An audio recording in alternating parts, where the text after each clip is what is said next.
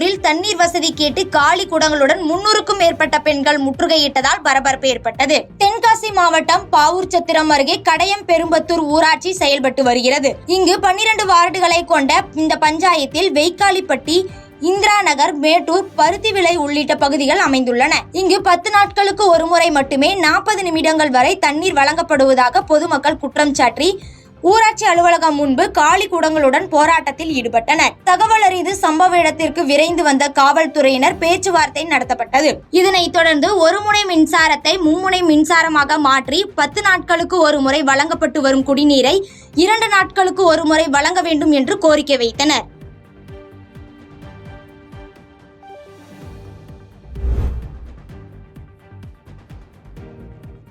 அறந்தாங்கி அருகே ஹஜ் பெருநாளை முன்னிட்டு முதலாம் ஆண்டு மாட்டு வண்டி மற்றும் குதிரை வண்டி பந்தயம் நடைபெற்றது. புதுக்கோட்டை மாவட்டம் அறந்தாங்கி அடுத்த மேல்மங்கலம் கிராமத்தில் ஹஜ் பெருநாளை முன்னிட்டு முதலாம் ஆண்டு மாட்டு வண்டி மற்றும் குதிரை வண்டி பந்தயம் நடைபெற்றது. இந்த போட்டியில் மதுரை, திருச்சி, தஞ்சாவூர், புதுக்கோட்டை உள்ளிட்ட பல்வேறு மாவட்டங்களில் இருந்து கொண்டு வரப்பட்ட மாடுகள் மற்றும் குதிரைகளுடன் போட்டியாளர்கள் போட்டியில் கலந்து கொண்டனர். இந்த போட்டியில் நடுக்குதிரை, சின்ன குதிரை, உள்ளூர் குதிரை மற்றும் பூஞ்சிட்டு மாடு என 4 பிரிவுகளாக பிரிக்கப்பட்டு நடைபெற்றது. இதில் 20க்கும் மேற்பட்ட மாடுகள் மற்றும் 57க்கும் மேற்பட்ட குதிரைகள் கலந்து கொண்டன. இதனைத் தொடர்ந்து இப்போட்டியில் கலந்து கொண்டு வெற்றி பெற்ற ஒவ்வொரு பிரிவுகளிலும் முதல் 3 இடங்களை பிடித்த மாட்டின் உரிமையாளர்கள் மற்றும் குதிரையின் உரிமையாளர்களுக்கு 1,21,000 ரொக்க பரிசும் கோப்பைகளும் வழங்கப்பட்டது. இப்பந்தய நிகழ்ச்சியை சாலையின் இருபுறமும் நின்று 1000க்கும் மேற்பட்ட ரசிகர்கள் கண்டு களித்தனர்.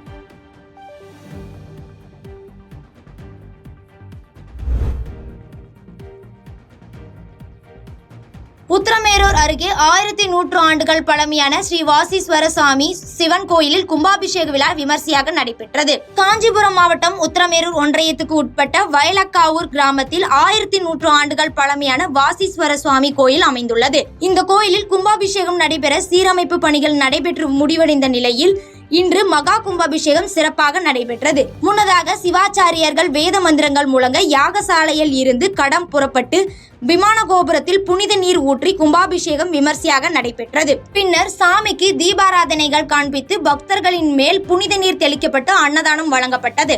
இந்த கோயில் கும்பாபிஷேக விழாவில் சுற்றுவட்டார கிராமத்தை சேர்ந்த ஆயிரக்கணக்கான பக்தர்கள் கலந்து கொண்டு சாமி தரிசனம் செய்தனர்.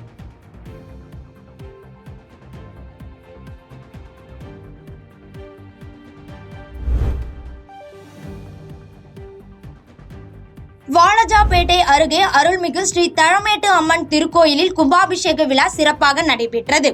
ராணிப்பேட்டை மாவட்டம் வாலாஜாபேட்டை அடுத்த குடிமல்லூர் கிராமத்தில் அமைந்துள்ள அருள்மிகு ஸ்ரீ தளமேட்டு அம்மன் திருக்கோயிலில் மகா கும்பாபிஷேகம் விழா வெகு விமர்சையாக நடைபெற்றது. முன்னதாக கோயில் வளாகத்தில் அமைக்கப்பட்டிருந்த யாகசாலையில் பல்வேறு பூஜைகள் நடைபெற்று வந்தது. இந்த நிலையில் இன்று வேத பட்டாட்சியர்கள் பூஜை செய்யப்பட்ட கலசத்தை தலையில் சுமந்து வந்து மேலதாளம் முழங்க விமான கோபுரம் மீது அமைந்துள்ள கலசத்தின் மீது புனித நீரை ஊற்றினர். பின்னர் சாமிக்கு தீபாராதனைகள் காண்பித்து பக்தர்களின் மேல் புனித நீர் தெளிக்கப்பட்டது. இந்த கும்பாபிஷேக விழாவில் குடிமல்லூர் சுற்றுவட்டார பகுதியில் இருந்து ஏராளமான கிராம பொதுமக்கள் கலந்து கொண்டு அம்மனை வழிபட்டு சென்றனர்.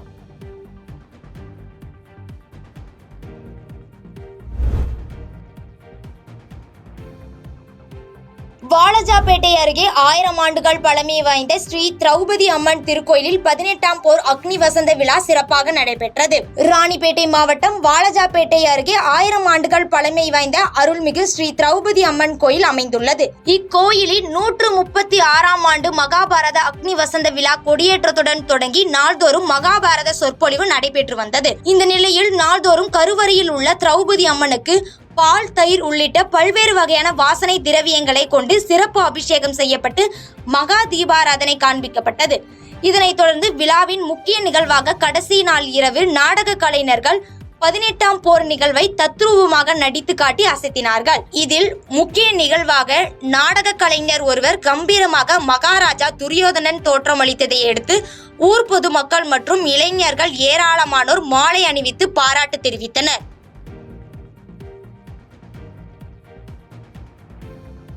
பாதகம் செய்பவரை கண்டால் நாம் பயங்கொள்ளலாகாது பாப்பா.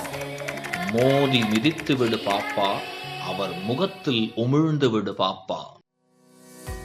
அண்மை செய்திகளை உடனுக்குடன் தெரிந்து கொள்ள இணைந்திருங்கள் இயம்நாடு